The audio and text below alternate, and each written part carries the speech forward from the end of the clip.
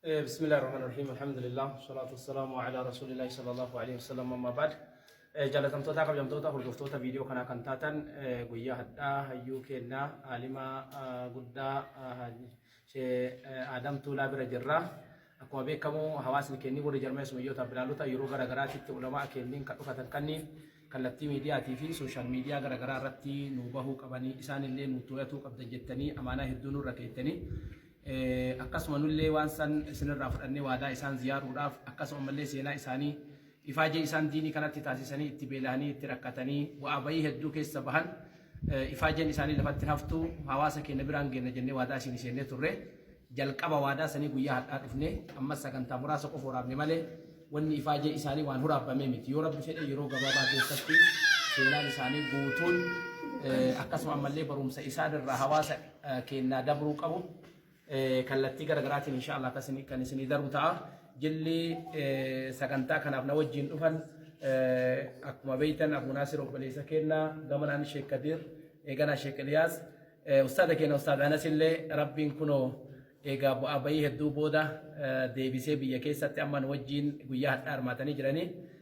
alima keenya guddaa bira jirra jechuudha akkasuma mallee minshida keenya Abu Harisaan illee wajjin jiranii namoonni biroollee Sheekh keenya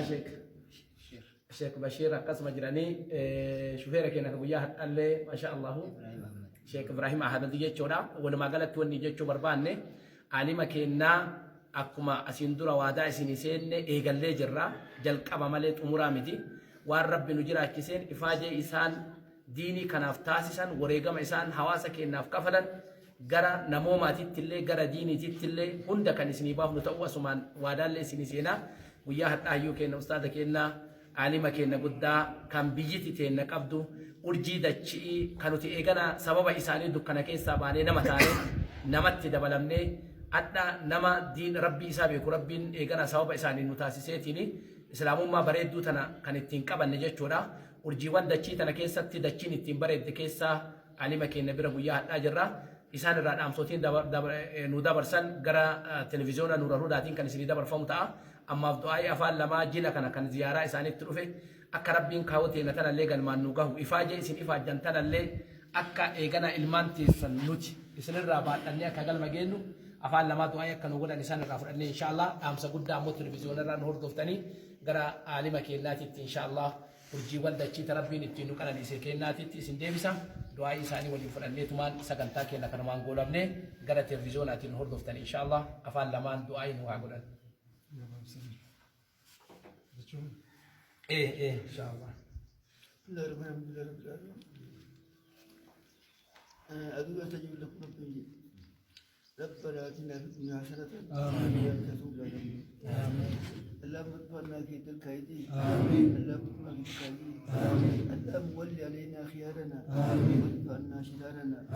يا رب العالمين. إلهنا وجميع المسلمين. اللهم اغفر لنا ما هو خير لنا وارفعنا موشر لنا يا رب الراحمين يا رب الراحمين تقبل دعانا القرآن الكريم واجعلنا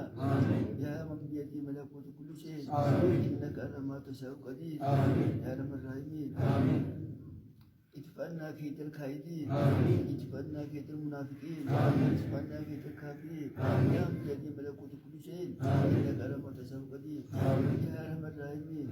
الى المسلمين سبحانه اللهم اجعل المسلمين اللهم اجعل قبر المسلمين واحدا اللهم الف بين قلوب المسلمين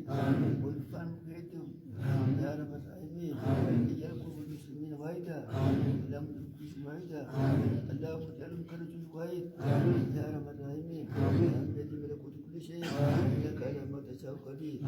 يا رب لما تروبني يا رب أنتم لا فقيس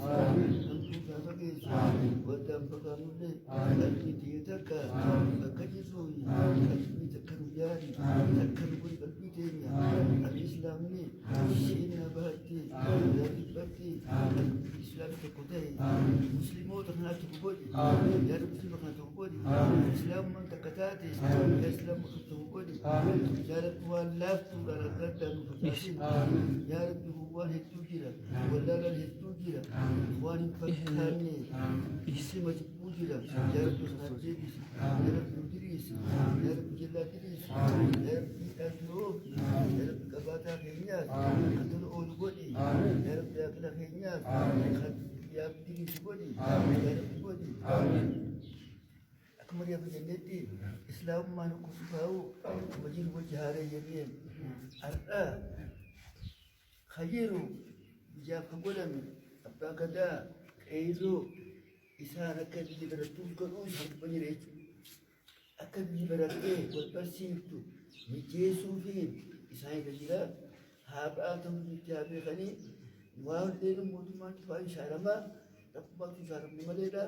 أدو شارمني أكد أكبرتو إسان اللي ونرد بأخنو بي